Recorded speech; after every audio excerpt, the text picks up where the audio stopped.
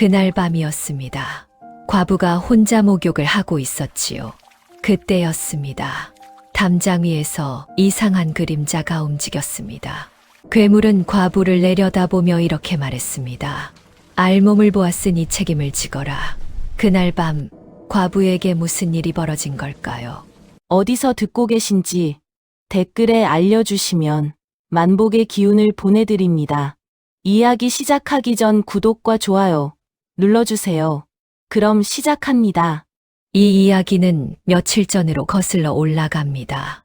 그 마을에는 복례라는 과부가 살고 있었습니다. 나이는 23, 남편은 병으로 세상을 떠났고 시댁에서는 그녀를 탐탁지 않게 여겼지요. 복례는 뒷마당 구석에 놓인 나무 암지박에 물을 길어 담고 지친 어깨를 천천히 내려놓듯 몸을 담갔답니다. 하루 종일 바늘을 쥐고 바느질을 하다 보면 손가락 마디마디가 굳어 돌멩이처럼 딱딱해지는 법이지요. 뜨끈한 물이 발끝부터 타고 오르자 온몸이 긴장이 풀렸습니다. 눈을 감으면 오늘 하루가 파노라마처럼 흘러갔답니다.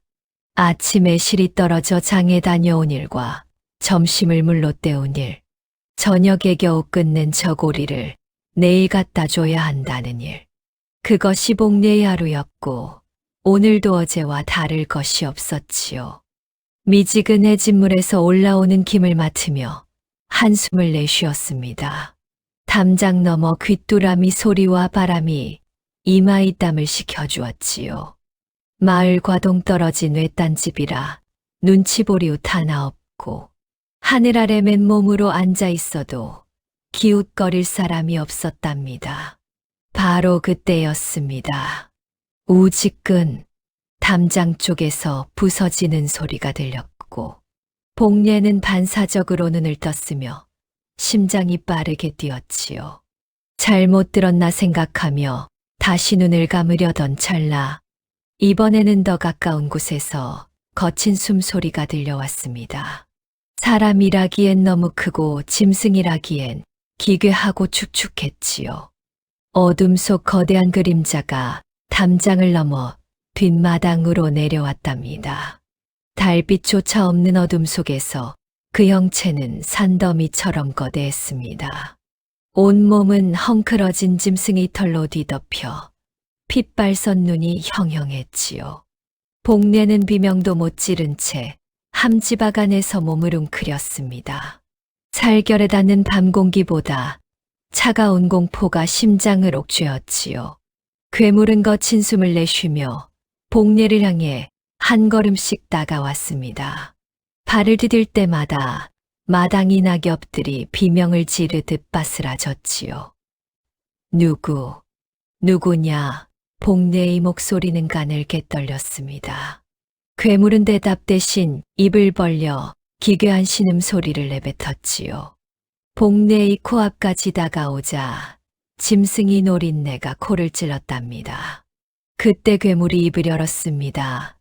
내 알몸을 보았으니 책임지거라. 짐승이 포효 같으면서도 낮게 깔리는 남자의 목소리에 복례는 자신이 귀를 의심하며 그게 무슨 하고 되물었지요. 괴물은 아랑곳하지 않고 복례의 옷가지를 움켜쥐었답니다. 내가 내 알몸을 보았으니 너는 이제 내 것이다. 괴물은 막무가내로 복례를 향해 으르렁거렸고 복례는 공포와 수치심에 주저앉아 눈물만 흘렸답니다. 외딴 집의 평온함이 순식간에 기괴한 재앙으로 변한 순간이었지요. 복례가 처음부터 이 외딴 집에 살았던 것은 아니었습니다. 불과 3년 전만 해도 복례는 마을 안쪽 기와 집에 살았답니다. 지아비 최서방은 몸은 약했지만 성품이 온화하고 부지런했지요. 먹고 사는 일이 넉넉지는 않아도 두 사람은 서로 기대며 살았답니다. 복례의 바느질벌이와 남편이 품삯을 합치면 저녁상에 국 한 그릇은 올릴 수 있는 따뜻한 살림이었지요. 그 남편이 어느 가을날 갑자기 쓰러지고 말았답니다. 열이 오르더니 사흘을 넘기지 못하고 세상을 떠났지요. 의원을 부를 돈도 없어 복례는 물수건만 얹어줄 뿐이었답니다. 남편은 복례의 손을 꼭 쥐며 끝내 말을 잇지 못하고 눈을 감았지요. 식어가는 손을 느끼며 복례는 밤새도록 울고 또 울었답니다. 울음이 끝났을 때 그녀 곁에는 아무것도 남아있지 않았지요. 시댁 식구들이 달려온 것은 남편이 몸이 식기도 전이었답니다.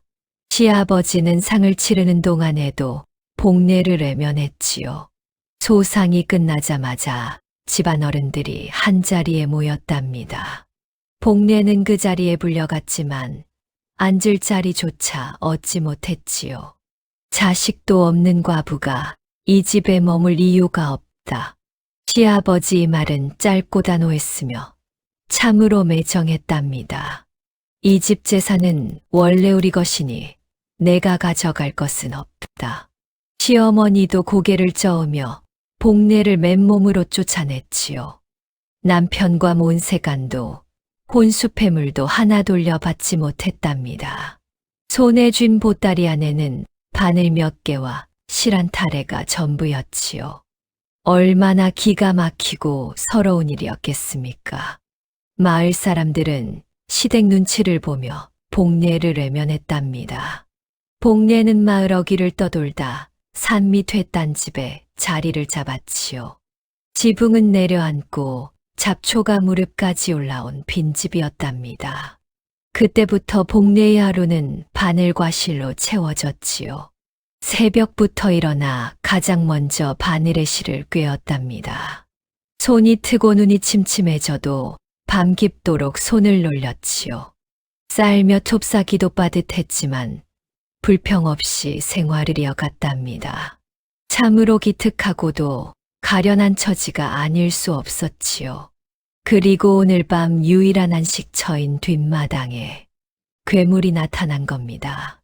과연 복례에게는 어떤 운명이 기다리고 있었을까요? 마을 사람들 사이에서 사또변만길이라는 이름은 늘 낮은 목소리로만 오갔답니다. 크게 말했다가는 군졸이 귀에 들어갈지 모른다는 두려움 때문이었지요.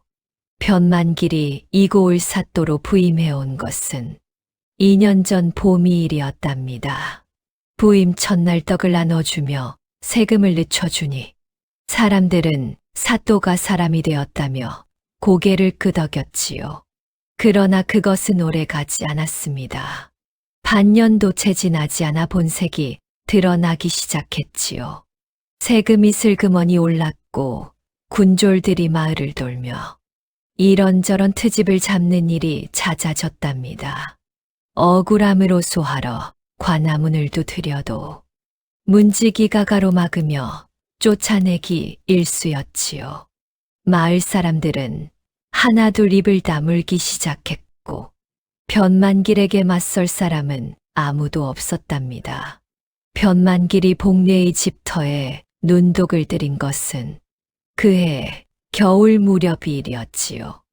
복례가 사는 산밑 외딴집은 낡고 초라해 보였으나 사실은 맑은 샘이 솟고 땅이 기름진 명당이었답니다. 변만길은 그 자리에 자신이 별채를 짓겠다는 욕심을 품게 되었지요. 관하는 사람들 눈에 띄어 편히 쉬기 어렵다는 것이 그가 내세운 핑계였답니다. 문제는 그 자리에 복례가 살고 있다는 것이었지요.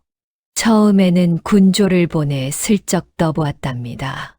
사또나리께서 이 집을 필요로 하시니 알아서 비워주면 어떻겠느냐는 말이었지요.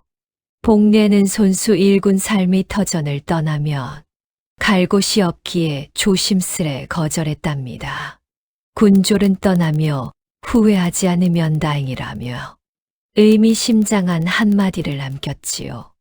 며칠 후 다시 찾아온 군졸들은 말투가 달라졌고 집에 땅 문서를 내놓으라고 협박했답니다. 문서도 없이 관아 땅에 무단으로 살았으니 그것 자체가 죄가 된다며 비웃었지요. 이곳에서 말이 되고 안 되고를 결정하는 것은 오로지 변만길 뿐이었답니다. 협박은 점점 노골적으로 변해갔습니다. 새벽에 돌멩이가 날아와 창호지를 뚫기도 했지요. 마을에 다녀오니 장독대가 모두 엎어져 공들인 된장과 간장이 땅바닥에 쏟아졌답니다. 복례는 억울함에 눈물도 나오지 않았고 눈이 말라버린 것처럼 멍하니 바라만 보았지요. 마을 사람들은 사또에게 봉변을 당할까봐 안타까운 눈빛만 보낼 뿐 모두 몸을 사렸답니다. 한 집에서는 사또 눈밖에 날까 무섭다며 복례를 문전박대하기도 했지요.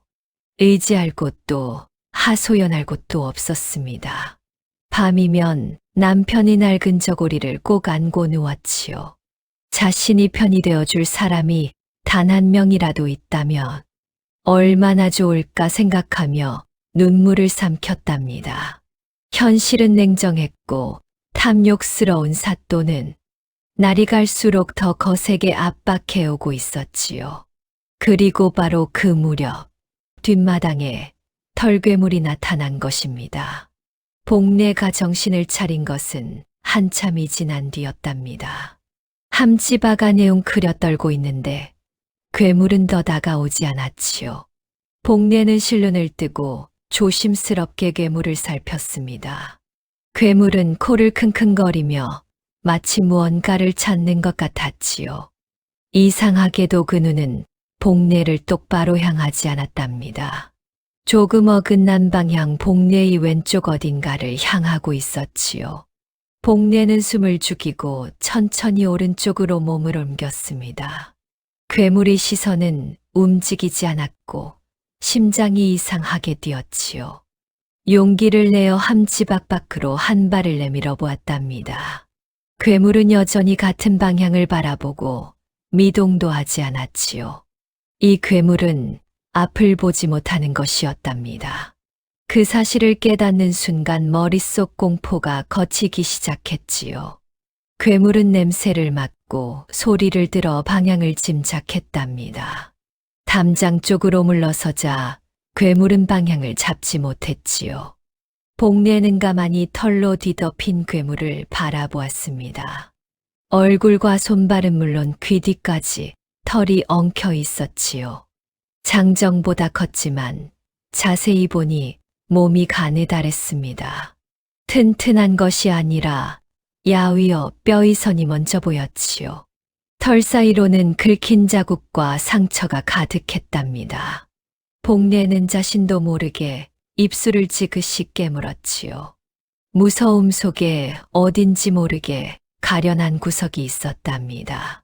상처를 딸고 눈도 보이지 않은 채 으르렁거리는 괴물은 어쩌면 복례보다 더 외롭고 막막한 처지인지도 몰랐지요. 복례는 조심스럽게 혹시 눈이 보이지 않으십니까?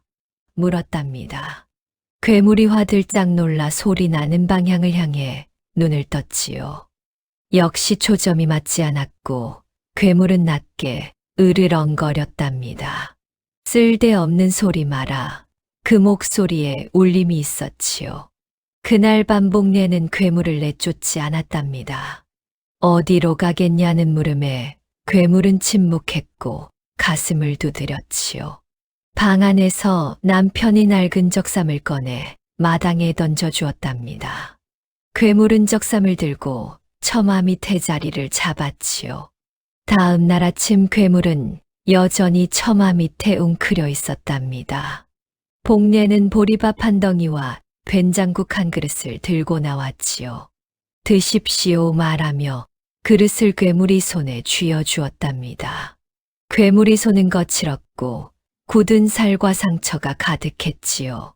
그렇게 며칠이 흘러 괴물은 담장 근처를 어슬렁거렸답니다. 복례는 괴물이 산속을 헤매다 흘러왔음을 알게 되었지요. 눈이 언제부터 보이지 않았냐니 오래되었다고만 했답니다. 그 말에 얼마나 긴 시간이 담겨 있을지 짐작조차 못했지요. 어느 날 저녁 대야의 따뜻한 물을 받아 괴물 앞에 놓았답니다. 손이라도 씻으십시오. 상처에 핵이 들어가면 덧납니다. 복례는 조심스럽게 헝겊으로 상처를 닦아주었지요. 괴물은 가만히 있었고 복례는 이상한 것을 보았답니다. 물에 씻긴 자리가 털이 빠지며 사람의 피부가 드러났지요. 여느 사람과 다를 바 없는 살결이 보였던 것입니다. 이 괴물은 괴물이 아닐지도 모른다는 생각이 들었지요. 자신과 꼭 닮은 처지, 쫓겨난 존재라는 생각이 들었답니다. 복례는 다음 날도 따뜻한 밥과 물을 내어 놓았지요. 그것이 복례가 알 수 있는 전부이자 가진 전부였답니다. 복례가 괴물을 돌보기 시작한 지 열흘이 지났습니다. 처음에는 밥 한 그릇과 따뜻한 물 한 대야가 전부였지요. 복례의 손길은 날이 갈수록 조금씩 더 깊어졌답니다. 상처에는 질경이 잎을 지시겨 붙여주었고 밤새 떨지 않도록 낡은 소미불을 처마 밑에 내다 두었지요. 괴물은 말이 없었지만 으르렁거리는 일이 줄어들었답니다. 고마움인지 기력이 빠진 탓인지 알 수는 없었지요. 복례는 어느 날 아침 큰 결심을 하게 되었답니다. 괴물이 몸에서 나는 퀴퀴하고 텁텁한 냄새가 진동했지요. 복례는 새벽부터가 마솥에 물을 3번이나 데웠답니다. 함지박을 가득 채우고 쑥 한 줌을 우려 넣었지요. 쑥물이 상처를 아물게 하고 도끼를 빼준다 믿었답니다. 괴물에게 함지박 앞에 앉으라 하자 꿈쩍도 하지 않았지요. 싫다. 짧고 단호한 괴물의 대답이 돌아왔답니다. 복례는 물러서지 않고 가만히 계시면 됩니다. 말했지요. 괴물은 마지못해 함지박 앞으로 다가와 앉았답니다. 복례는 따뜻한 쑥물을 괴물이 등부터 천천히 부었지요. 뜨거운 감촉이 낯선 듯 괴물이 몸이 움찔했답니다. 헝겊에 물을 적셔 털 사이사이를 조심스레 닦았지요. 엉킨 털 속에 클과 나뭇가지가 하나씩 떨어져 나왔답니다. 복례의 손이 닿을 때마다 괴물은 소리 없이 몸을 굳혔지요. 아프다고 소리 않는 모습에 복례는 가슴이 먹먹했답니다. 헝겊이 나간 자리 팔뚝이 털이 한 움큼 빠졌지요. 열흘 전 보았던 여느 사람과 같은 살결이 드러났답니다. 복례는 손을 멈추지 않고 계속해서 닦아 내려갔지요. 그러자 헝겊이 갈 때마다 털이 쏟아지듯 떨어졌답니다. 복례는 숨을 참았고 드러난 것은 분명히 사람이 몸이었지요. 여윈 어깨와 흉터, 털이 빠진 자리에 상처 흔적이 보였답니다. 복례는 떨리는 손으로 머리 쪽으로 올라갔지요. 물을 적셔 빗어 내리자 검고 굵은 머리카락이 보였답니다. 이마와 눈썹 그리고 마지막으로 얼굴이 드러났지요. 복례는 그만 헝겊을 놓치고 깜짝 놀라고 말았답니다. 눈앞에 있는 것은 괴물이 아니라 한 청년이었지요. 나이는 20살 안팎, 켈쑥했지만 얼굴은 수려했답니다. 높은 콧날과 단정한 입술, 반듯한 이마를 가진 청년이었지요. 청년은 천천히 눈을 떴으나 복례를 보지 못했답니다. 시력을 잃은 채 허공 어딘가를 향한 눈동자였지요. 그 눈에는 깊은 슬픔과 기억이 담겨 있는 듯 했답니다. 청년이 먼저 다 빠졌습니까? 하고 낮게 물었지요. 으르렁거림은 사라지고 맑고 단정한 목소리였답니다. 복례는 겨우 정신을 차리고 예, 다 빠졌습니다. 답했지요. 청년이 얼굴에 안도와 슬픔이 동시에 지나갔답니다. 괴물로 살아온 세월이 결코 짧지 않음을 짐작했지요. 복례는 말없이 마른 수건을 청년이 어깨에 덮어주었답니다. 청년은 고개를 숙였고 말은 없었으나 고마워하고 있었지요. 그가 짊어졌던 무거운 무게가 복례에게 전해지는 듯 했답니다. 청년이 이름은 이현도였습니다. 몰락한 양반가 이도령이었지요. 그 사실을 알게 된 것은 털이 빠진 다음 날 저녁이었답니다. 청년은 처마 밑에 앉아 한동안 말이 없었지요. 복례가 저녁상을 들고 나와 옆에 앉아 조용히 입을 열었답니다. 이름은 이현도라 합니다. 이판서댁 셋째 도령이었지요. 이판서댁이라는 말에 복례는 숨을 크게 들이켰답니다. 한성에서도 손꼽히는 명문가 중의 명문가였지요. 현도는 3년 전 이야기를 천천히 풀어놓았답니다. 간신배들이 꾸민 영모의 혐의가 집안에 씌워졌지요. 억울했지만 해명할 기회조차 주어지지 않았답니다. 하룻밤 사이에 집안은 풍비박산이 나고 말았지요. 아버지는 유배를 가고 형님들은 관하로 끌려갔답니다. 어머니는 충격으로 쓰러져 다시 일어나지 못했지요. 현도는 하인이 도움으로 가까스로 몸을 피했답니다.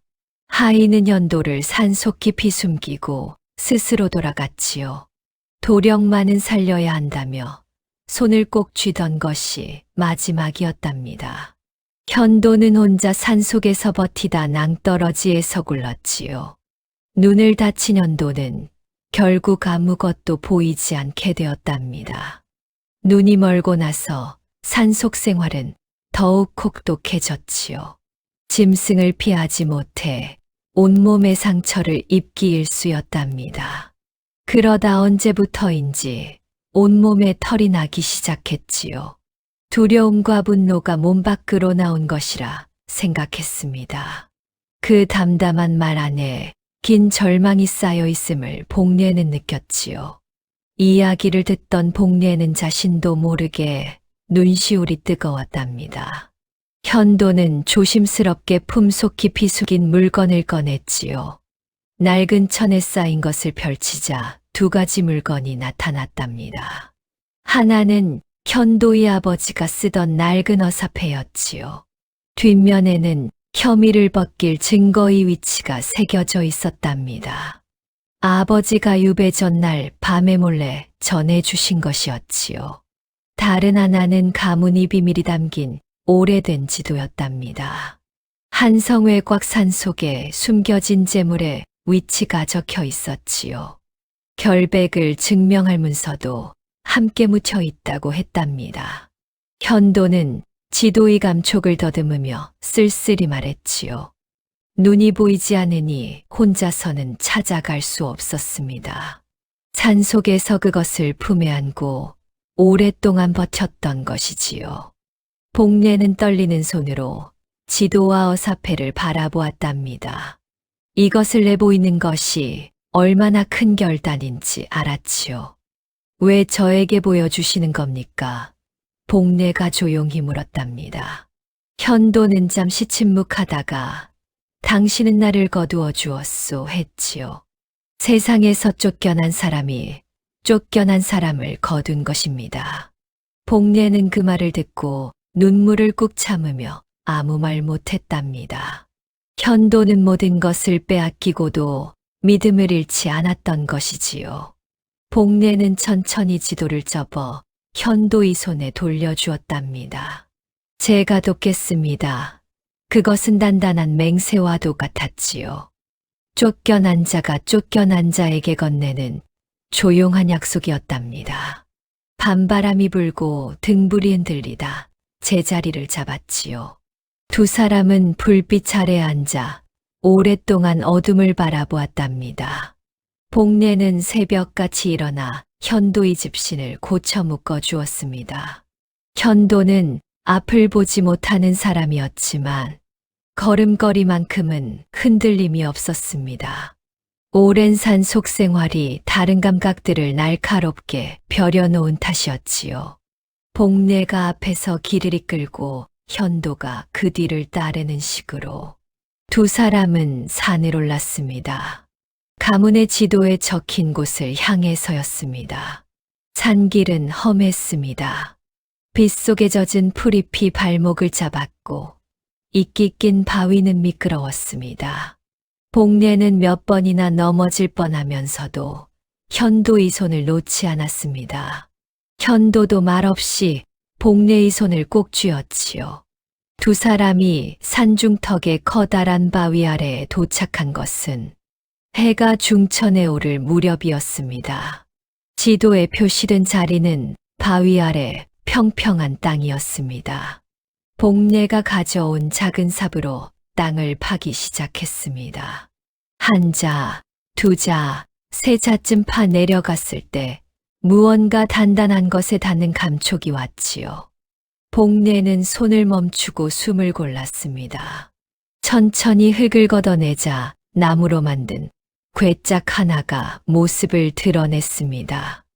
오랜 세월에 나무가 검게 변해 있었지만 형태는 온전했습니다. 궤짝 안에는 현도가 말했던 것들이 고스란히 담겨 있었습니다.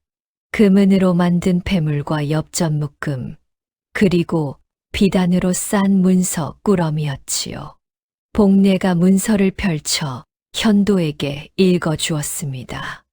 영모 혐의가 얼마나 터무니없는 것이었는지를 낱낱이 밝히는 내용이었습니다. 이 판서댁이 오히려 나라의 기강을 바로잡으려 했던 사실과 간신배들이 이를 두려워해 먼저 손을 쓴 정황이 날짜별로 꼼꼼하게 적혀 있었지요.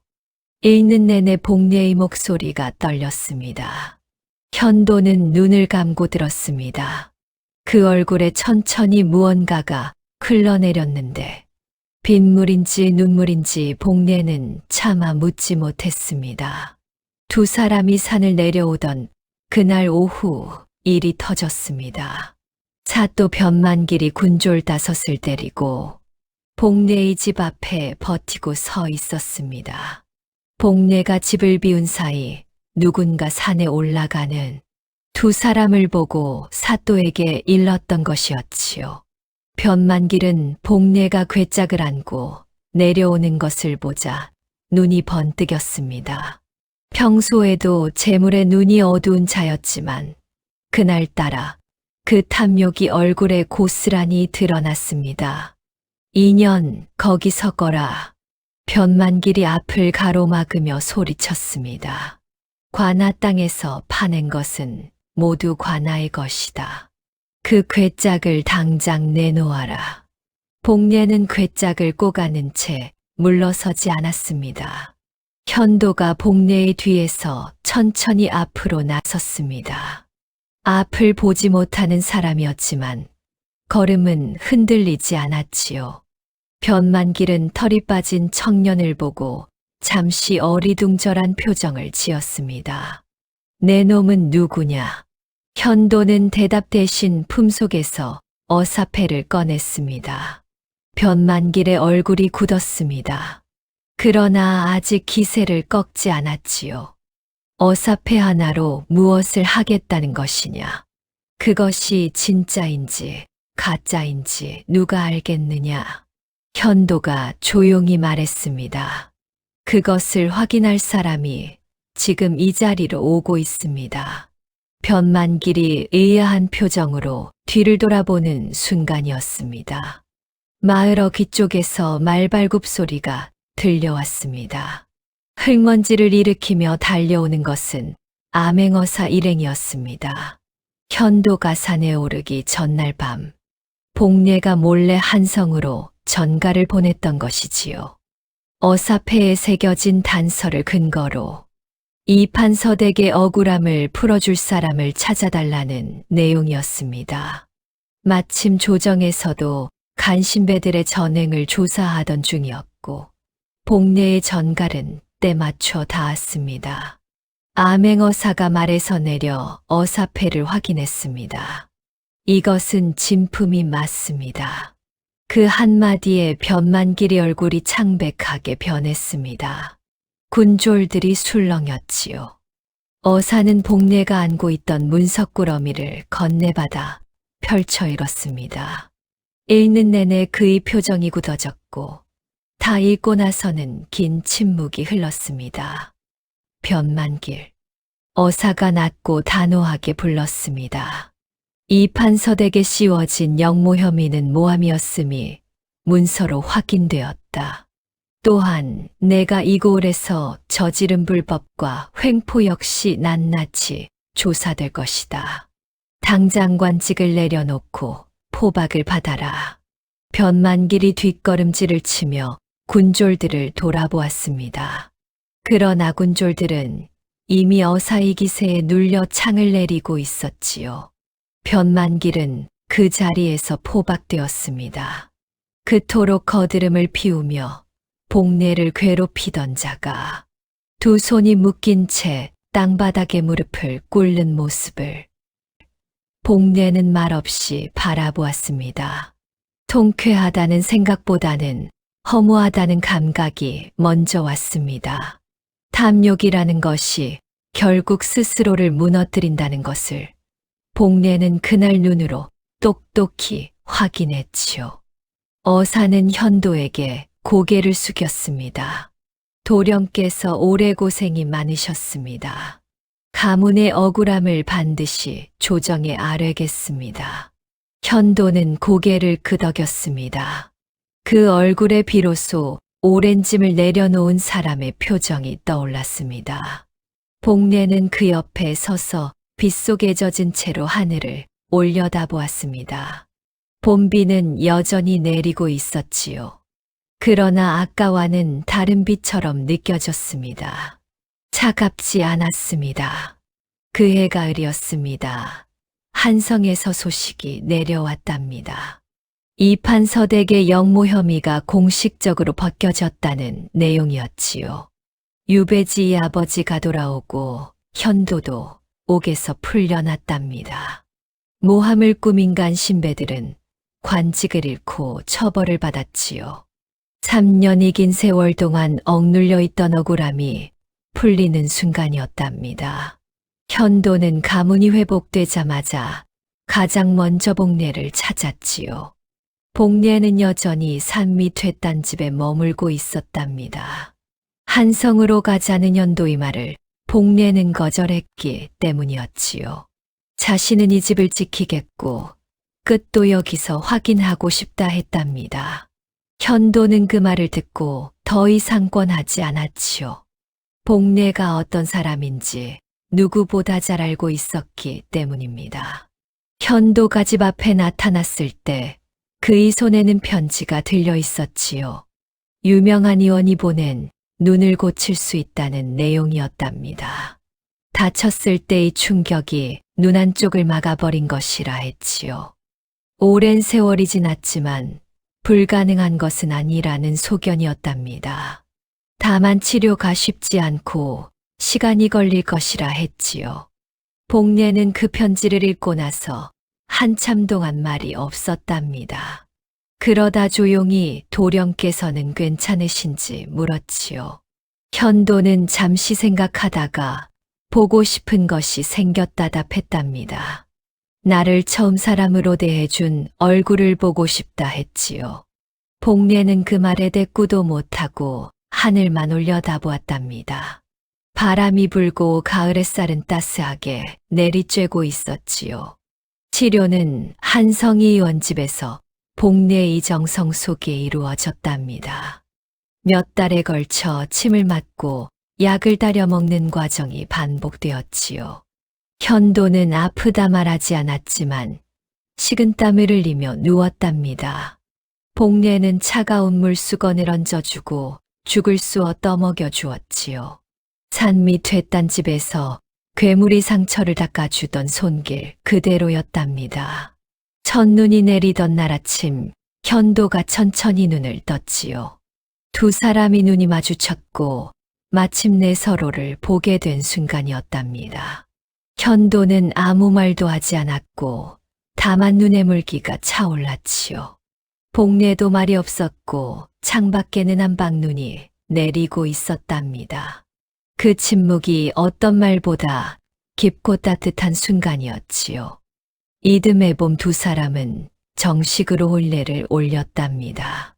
가문의 후원과 재물 덕분에 살림은 넉넉해졌지요.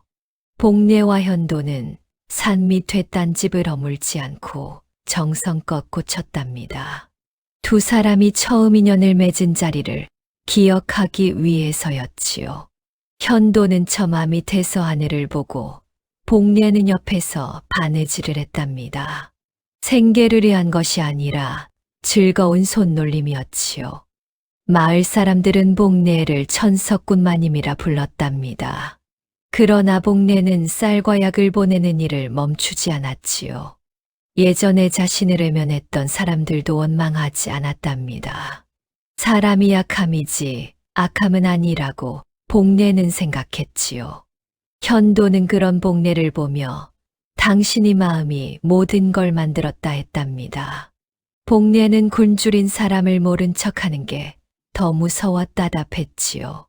이 이야기가 우리에게 남기는 것은 단순하지만 깊답니다.